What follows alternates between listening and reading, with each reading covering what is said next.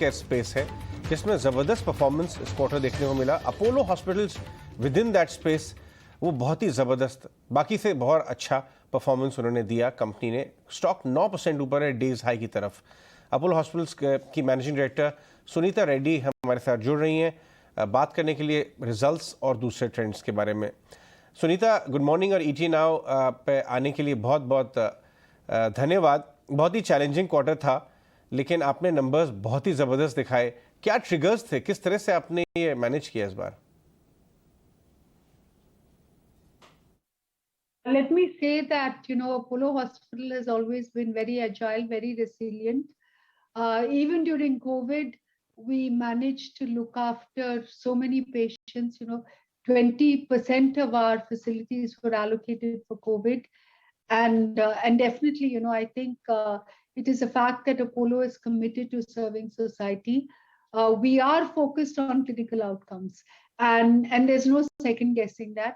And because of the excellent clinical work that we do, the focus on centers of excellence, which is orthopedics, oncology, or cardiac, neurology, and transplants and emergency care, that and now minimally invasive care, that we're able to show you better margins.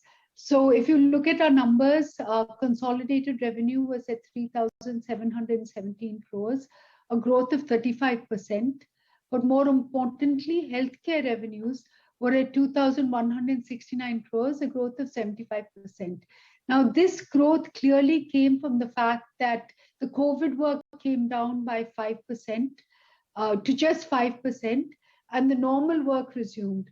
So there was an uptick in surgical work by 35%. Occupancies remained at 65%.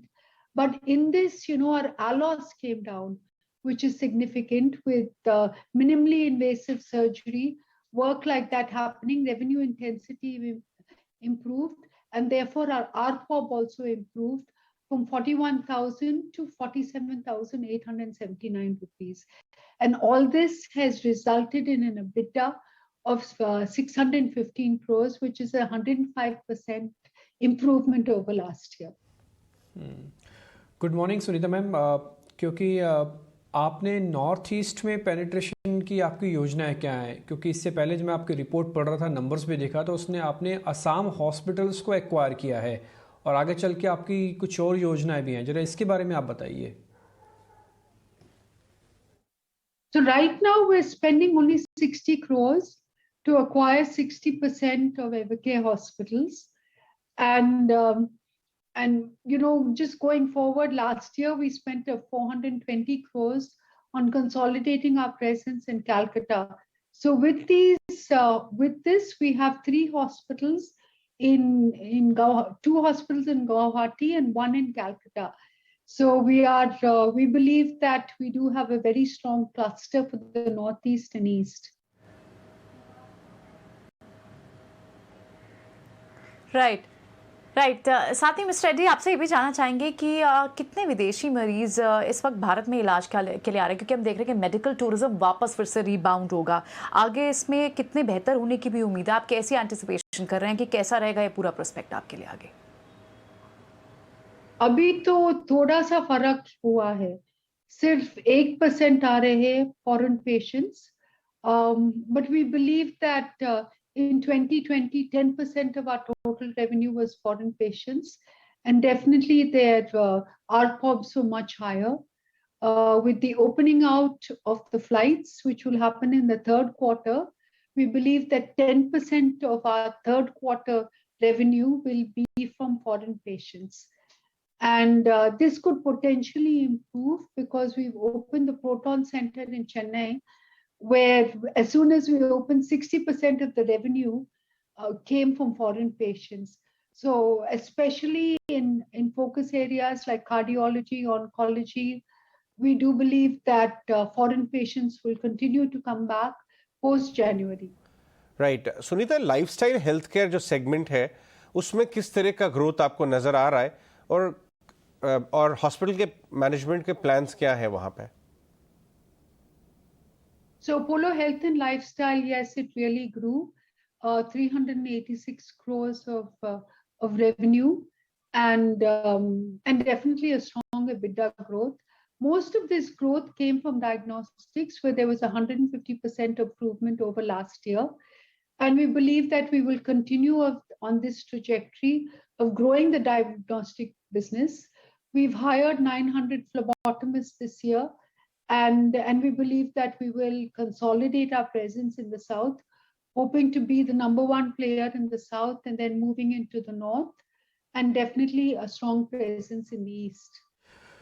Sunita ma'am, अभी हम चल रहे हैं नवंबर में, financial year, यानी कि इस financial year या फिर अगले फाइनेंशियल ईयर्स तक जो बेड्स की एक्सपेंशन है वो कितना हो जाएगा? अभी 10,000 से ऊपर बेड्स हैं आपकी हॉस्पिटल्स में.